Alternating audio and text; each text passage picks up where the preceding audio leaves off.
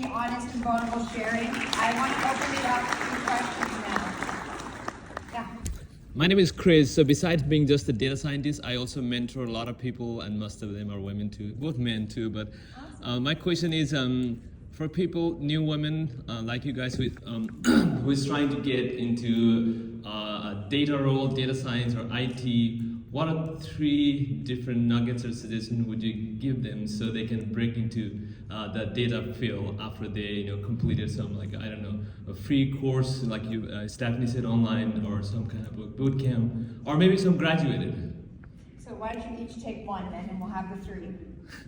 Sure. I'd say, I think anytime you're trying to move into a role, especially in this case, it's always great to see if there are ways that you can build that experience even in your current role. So let's say in your current role, you're a program manager, but there's some kind of data need in a related field, or there's like a project that you hear of that you can volunteer and help with. That's a great way that then you can start to build that experience, add it to your resume. Of course, learn the courses and get a mentor, someone that you're helping that to also mentor you as a result, but a way to kind of build experience even in current role.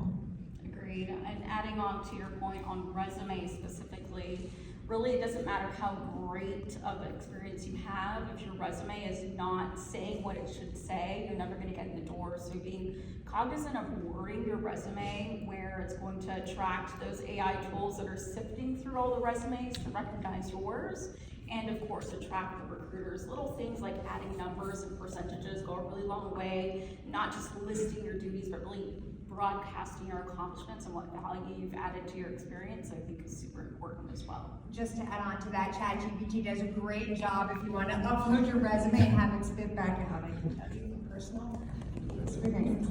Wendy? I believe incremental improvements can add up to major milestones. And a few months ago, I just can't say recently, I gave a talk at the Women Data Science Conference because I was a keynote speaker. So I challenged them to do something at the next networking event, whenever, do something they've never done before. Take a small step and say, I would not normally go up and talk to the speaker. Maybe do that. Maybe if you don't feel comfortable, drop the speaker in email or a note or something. Just like gradually step out of your comfort zone and talk to people. I love that. Often, at least when I was younger, I felt like, oh, they don't want to talk to me, like somehow they're above. And in the reality, that reverse mentorship, when folks come up to you, is incredibly rewarding, and it's how you learn. It's just like how I learned from my son that Riz apparently is the word right now that they're all using. And so, anybody else have any questions?